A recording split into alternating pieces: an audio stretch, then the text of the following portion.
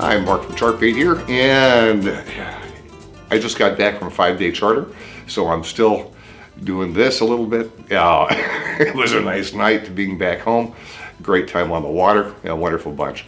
This 5-day charter, I've said before, is always a favorite of mine to go on. This is one that other folks at Sharkbait can't talk me out of going on. I always try and hit that trip. And others too if I can, but certainly this 5-dayer. And it's always memorable, and usually the fishing is exceptional.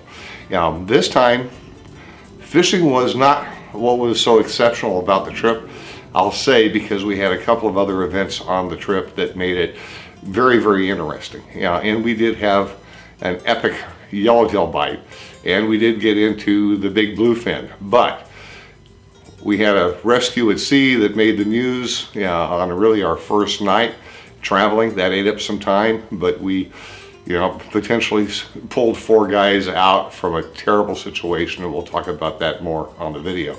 And then to wrap the trip up, the idea was to go after these big bluefin that we've had off the California coast.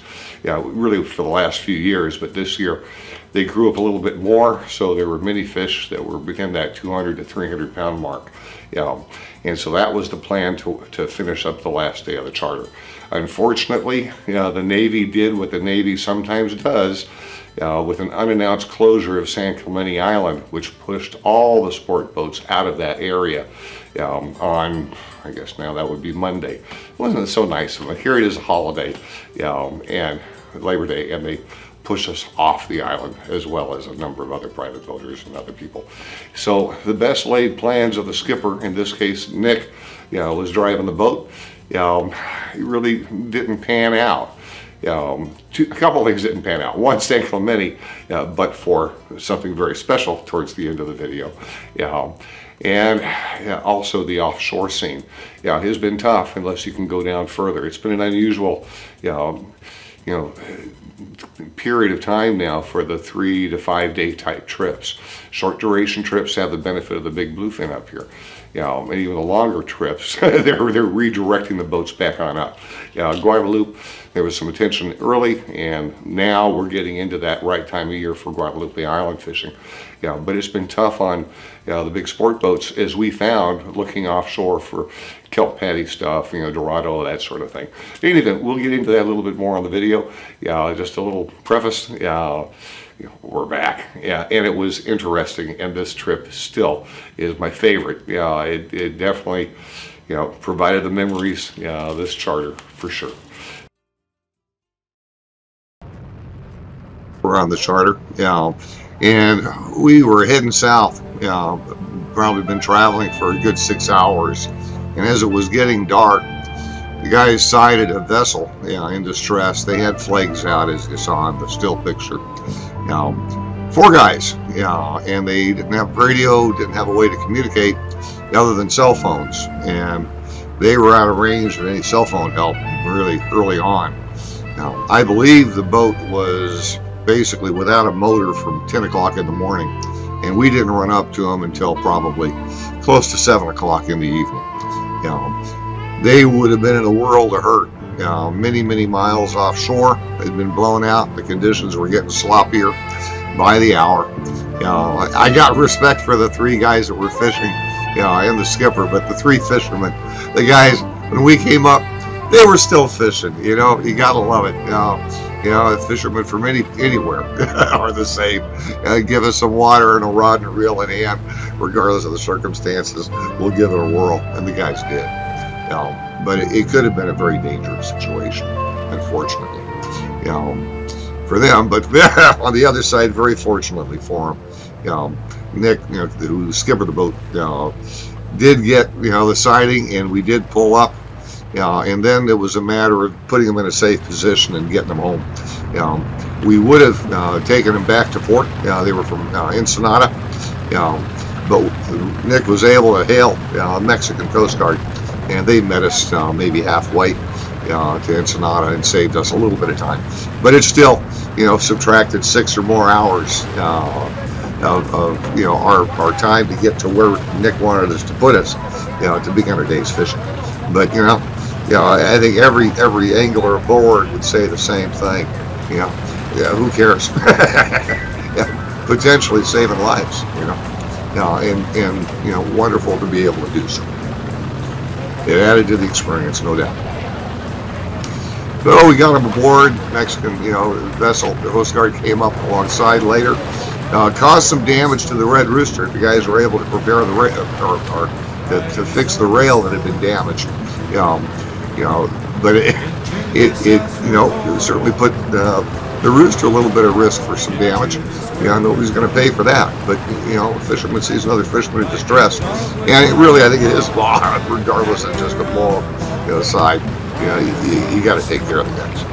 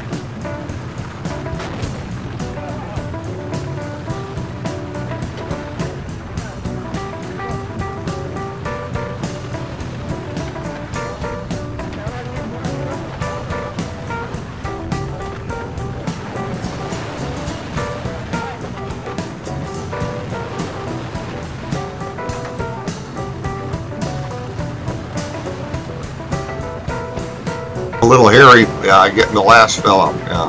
I'm sure he was the captain of the skiff. But it was a little bit tough getting him aboard. Conditions again, were getting rougher. And they got rougher as the evening wore on. The Mexican Coast Guard boat that came up later in the evening, maybe over 11 o'clock or so, met us about halfway to Ensenada from where we were. And they got the guys going. Initially, we had thought of getting the guys aboard and then just leaving the boat behind, but that's everything to the fishermen. And we ended up tying the boat to the stern and motoring on out. We did get him up safely, but tied it up, and the Rooster proceeded to motor towards Ensenada. But again, we're able to hook up with the Mexican Coast Guard, get the guys offloaded, get the boat taken care of, and they made it back home safely. It took the fishing time away from us, but in the grand scheme of things, I don't think there was one person aboard that begrudged the fact that potentially we saved some lives. The outcome could have been disastrous for them. No food, no water, no nothing, no radio on that small skiff.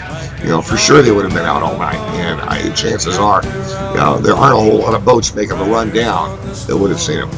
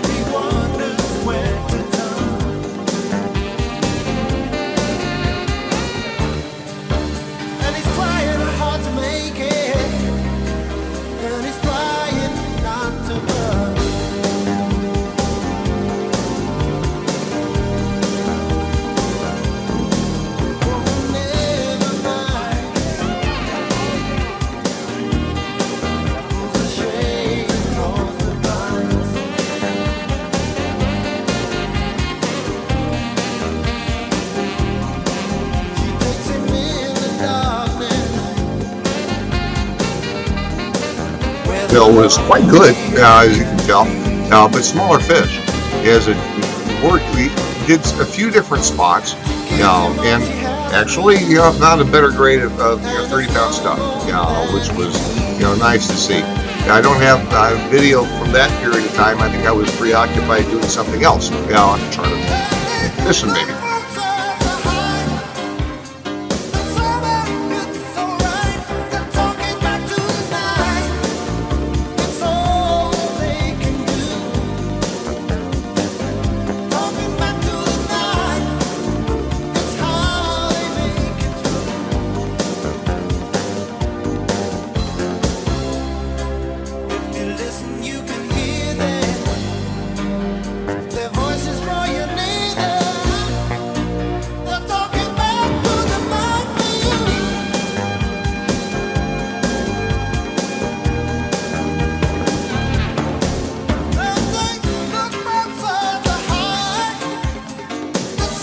Okay, here's Gary Sr. At it. Gary, father and son routine. Started out as two guys that hadn't been on a boat like this doing this sort of fishing, and boy, they were wonderful to have aboard. Two very, very nice guys. And Senior here, he's getting spanked a little bit. This doesn't pull like a trout. He's having a blast. And I have to say, he started out not being very good at making bait. He was a sure thing tangle. But with experience, with practice, he was one of the better bait makers I saw. Even the last morning we were in Portland, he was making bait and doing a fine job at it. I would say probably one of the top 5 or 6 bait makers we had aboard by the end of the trip.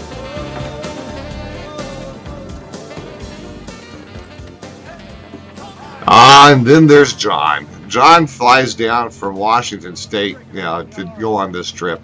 He's been on it a number of years. Started out bringing quite a bit of gear, and at this point, he is so refined.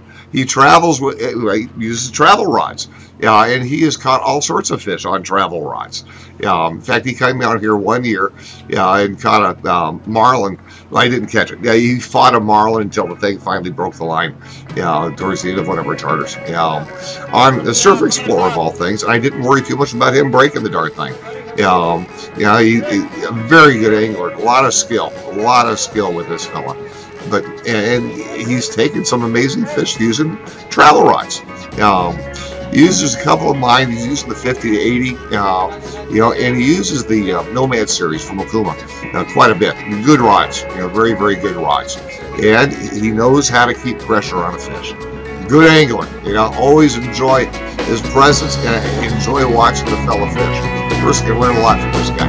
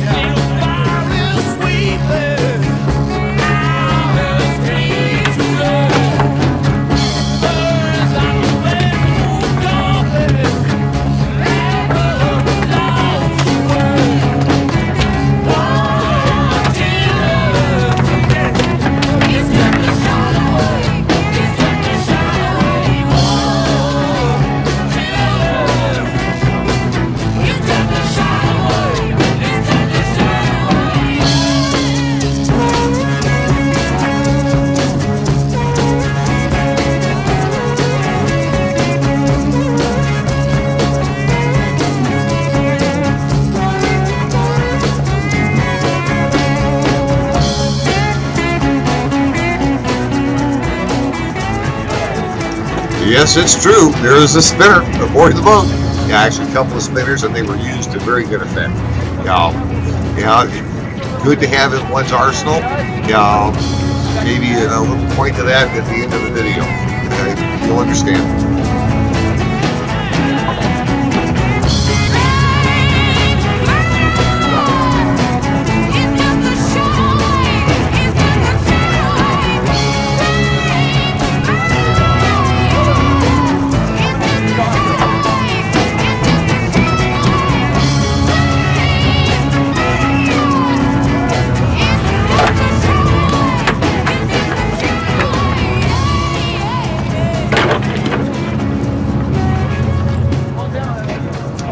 The yellowtail were primarily caught two ways. One, fishing the iron, typically deep iron, although there were a couple of fish taken on surface iron.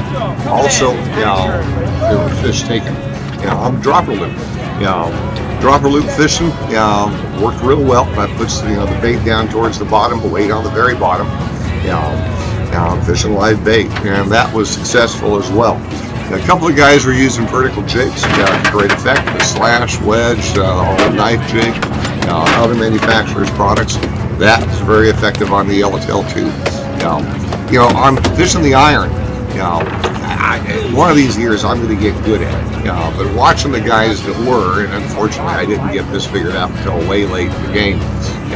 It was, they weren't taking it on the drop. They were taking it typically on the retrieve at a fast retrieve speed. With the iron, practice makes perfect, and also you got to open up your mind a little bit. Don't do what you think. Do what the fish wants. And if you see somebody getting bit, you might ask them or observe what it is they're doing and try and duplicate it. That seems to work very, very well. Unfortunately for me, I didn't figure that out until late, and at that point I'd already switched out the dropper loop, and that worked well for me. You thought we were done, huh? We got more.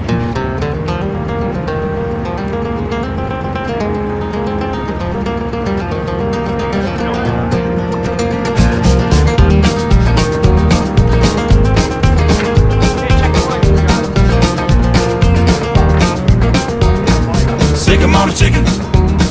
Sick 'em on a chicken. Sick 'em on a chicken and watch them feathers fly. Sick 'em on a chicken. Sick 'em on a chicken. Break out the butter and the flour, we're ready to fry. My dog Pete's the smallest dog of all the dogs in my yard. That's right. He's a mean sumbitch, drinks beaming water from a broken mason jar. And we sick 'em on a chicken. Sick 'em on a chicken. Sick 'em on a chicken and watch them feathers fly. Sick 'em on a chicken. Sick 'em on a chicken. Break out the butter and the flour, we're ready to fry.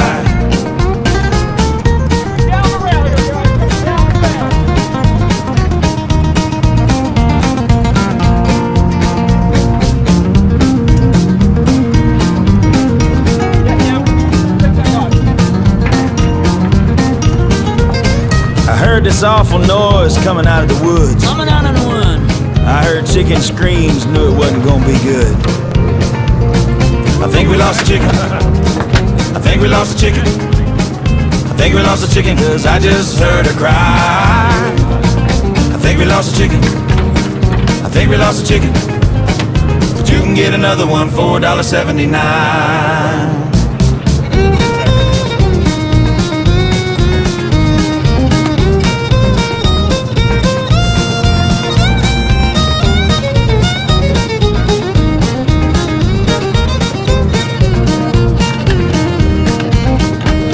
Over a couple of years his spurs had grown and he wasn't safe to keep around the home, and he almost took an eyeball from Lonnie's son. And I was in the kitchen making fig preserves, and I heard that young'un get kicked in the face, and I knew it was the day that that rooster's gonna get what he deserves.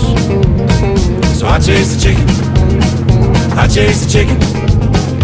I chased the chicken and Pete hit him from the side. I chased the chicken. I chased the chicken.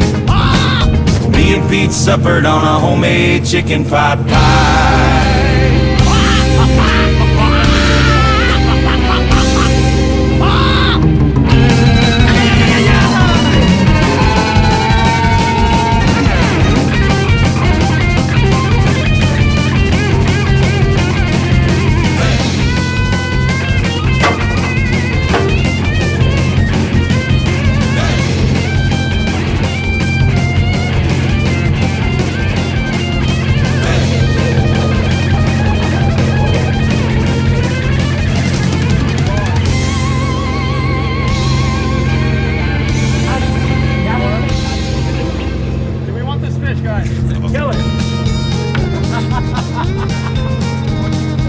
What are we here for, guys?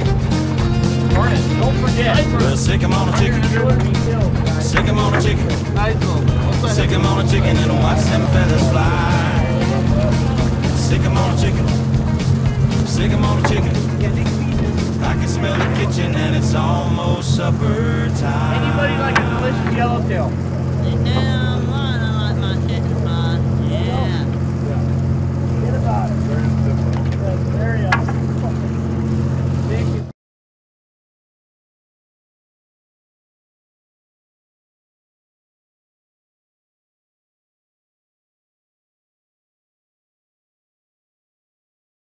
Picture of the flying fish. The plan was to move up 200 miles from the Yellowtail, and get into the big bluefin tuna that had been off San Clemente Island for the past, 4 years, really, 3-4 years. We've been catching them for 4 years on this 5-day charter, this time of year. Although the fish are growing. Last year we got some 150s. This year the stuff is 200 to 300 pounds if you can hook them and bring them in. So the boat had a great plan. Nick did a good job. The plan was to fish south, come back north, and then we were making bait 3 out of 4 nights, 3 out of 5 nights around the boat. We were even making bait, when inside the harbor, before we could come to port, and get on the dock. It just amazing. I've never made so much bait before. Guys, wonderful guys on the charter, they understood. If we didn't have good bait, we weren't going to catch fish. And the trip before us, really the crew, made a bunch of bait, so we had good bait to work with. The bait at the receivers is small. The sardine's not that good right now. So making max is a good thing, and we certainly had good practice doing that. Made a lot of mackerel. And that was, as it turned out, a key for us. The thought was we'd get in, around San Clemente about 3 o'clock in the morning. You'd motor around, look for the fish, and then we'd start fishing by 4. And we're going to go with the jigs first, and then transition to bait later. That was the game plan. And that's what the guys did. Fall flats, the CB slashes, 300, 400, 500 gram stuff, dropping it and working it. And as it worked, we didn't get bit on the jigs initially, and probably we just weren't going deep enough. But in any event, we did get bit on the bait. And Bill here got bit. Bill couldn't fight this fish all by himself. Nick helped him out, so it wasn't considered a jackpot type of fish, but it certainly was. This fish caught.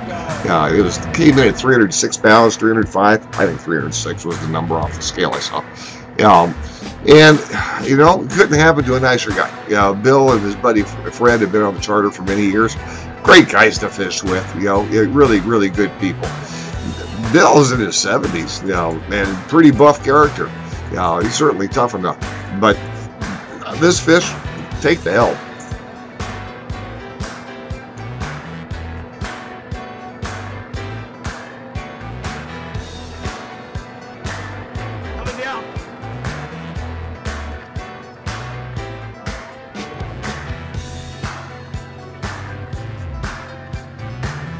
Play out here for a while. What the heck? It's the big fish of the trip, and I'm a cheerleader. But Nick is actually the guy who's going to be on this thing. Bill got a bum hand. It really couldn't do much on the crank side, as you'll see later on. It's just not too fair. But he's a tough nut. No doubt. But Nick, let's talk about Nick a little bit. He also did our July charter, and that was a tough charter, tough fishing. On that trip, and that can happen, in July and June, before things straighten out. And this was a tough year, except for the bright spot being these big ass bluefin. In any event, watch what Nick does here. This character, brings back his deckhand days. He started on the boat. Oh my gosh, he was a young child. About at least 10, maybe 11, 12 years ago now. But let's say 10, just to be conservative. So 2008, that period of time, I was a much younger guy then too. But in any event, Nick buffed out. He used to be a scrawny, skinny kid. My God, 140 pounds. But he's developed. And he's worked, this boat for a number of years. He did get off it once. He thought he'd have another opportunity a little faster, because there are only so many skipper jobs and captain's jobs in the San Diego fleet, and it's a pretty prestigious position. Tough job. Much respect to these guys. But it's a hard life. You're working. You're away from family. You gotta love it. And it's obvious Nick loves it. Big grin on the guy's face. He's helping with this fish.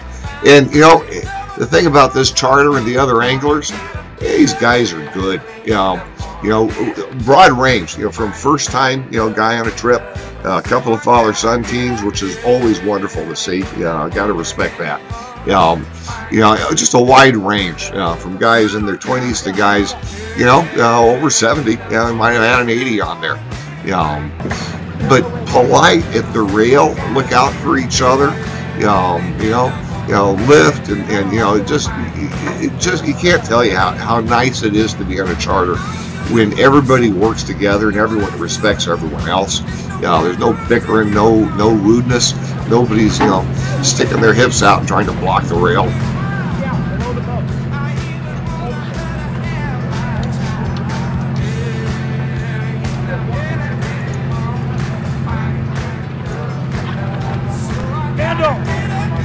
Right bar there. Kind of like when you play pool and have a cheater. The idea here is it's got kind of a little wedge on the end of that bamboo gap, and you can pull that thing down. Hopefully get the line and keep it away from the prop of the boat if it goes under.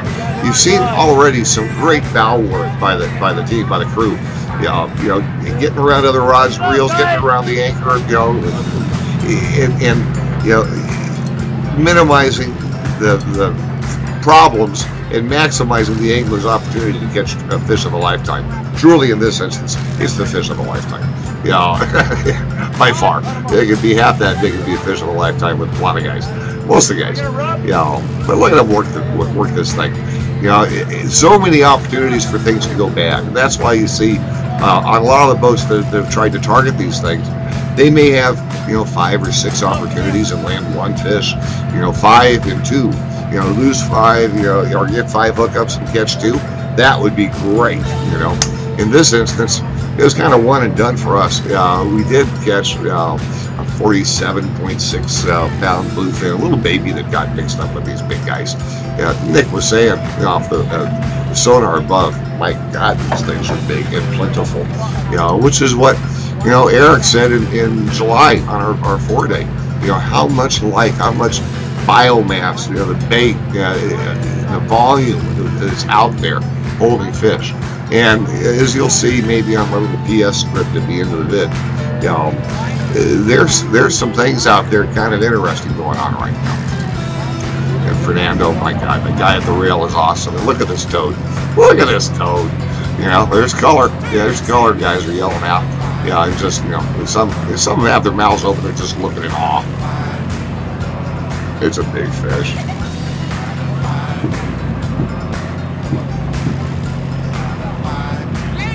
Thanks to the excellent crew, the Red Rooster, wonderful boat, wonderful group of people, ownership with Linda and Andy and everyone associated with this boat. I've so much enjoyed it over the last 20 years, almost 20 years with chartering trips. Maybe I started with them in 2002, pretty close to it.